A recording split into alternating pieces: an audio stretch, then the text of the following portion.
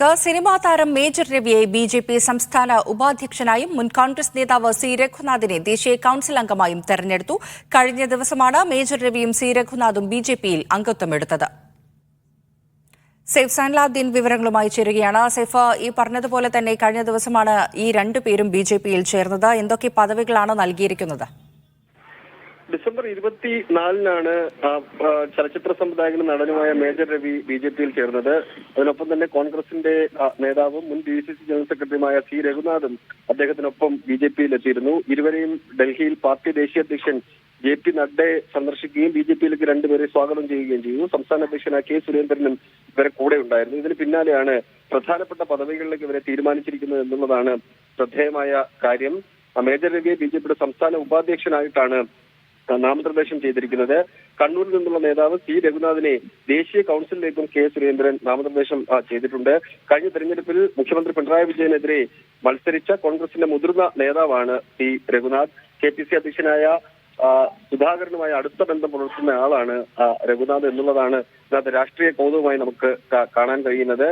അത് കൂടുതൽ നേതാക്കളെ ഈ തെരഞ്ഞെടുപ്പിന് മുമ്പ് കൂടുതൽ നേതാക്കളെ ബി.ജെ.പിയിലേക്ക് കൊണ്ടുവരുന്നതിന്റെ ഭാഗമായിട്ട് കൂടിയാണ് ബി.ജെ.പി ഇത്തരത്തിലുള്ള നിർണായകമായ നീക്കങ്ങൾ നടത്തിക്കൊണ്ടിരിക്കുന്നത്.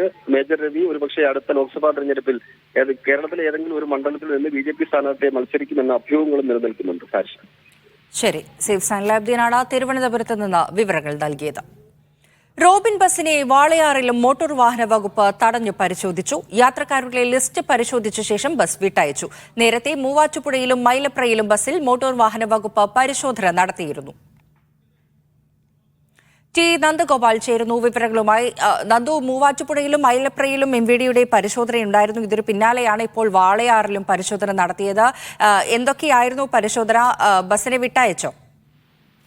ഫാരിഷ, ഈ പെർമിറ്റ് ലംഘനത്തെ തുടർന്ന് മോട്ടോർ വാഹന വകുപ്പ് പിടിച്ചെടുത്ത റോബിൻ ബസ് ഇന്നാണ് വീണ്ടും സർവീസ് ആരംഭിച്ചിട്ടുണ്ടായിരുന്നത്. പത്തനംതിട്ട കോയമ്പത്തൂർ റൂട്ടിൽ ഓടുന്ന ബസ്സിനെ നേരത്തെ മൈലപ്രയിലും ഒപ്പം തന്നെ മൂവാറ്റുപുഴയിലും പിടിച്ചു വെച്ച ഒരു പരിശോധന നടത്തിയിട്ടുണ്ടായിരുന്നു. അതിനുശേഷമാണ് മൂന്നാമതായി പാലക്കാട് ജില്ലയിൽ വാളയാറിൽ വെച്ച് ഇത്തരത്തിലൊരു പരിശോധന നടത്തിയത്. പ്രധാനമായും യാത്രക്കാരുടെ ലിസ്റ്റാണ് പരിശോധിച്ചത്. അതായത് മുൻകൂട്ടി ബുക്ക് ചെയ്തവർ തന്നെയാണോ ഈ ബസ്സിൽ യാത്ര ചെയ്തത് എന്നുള്ളതാണ് മോട്ടോർ വാഹന വകുപ്പ് പരിശോധിച്ചത്. വഴിയിൽ നിന്നും ആരെങ്കിലും കയറിയിട്ടുണ്ടെങ്കിൽ അത് നിയമലംഘനമാണ് എന്ന് ചൂണ്ടിക്കാട്ടിക്കൊണ്ടായിരുന്നു ഇത്തരത്തിലുള്ള ഒരു പരിശോധന. ഈ ലിസ്റ്റ് പരിശോധിച്ച ശേഷം മറ്റു നടപടികളൊന്നും സ്വീകരിക്കാതെ ബസ് അവിടെ നിന്നും വിട്ടയച്ചിട്ടുണ്ട്.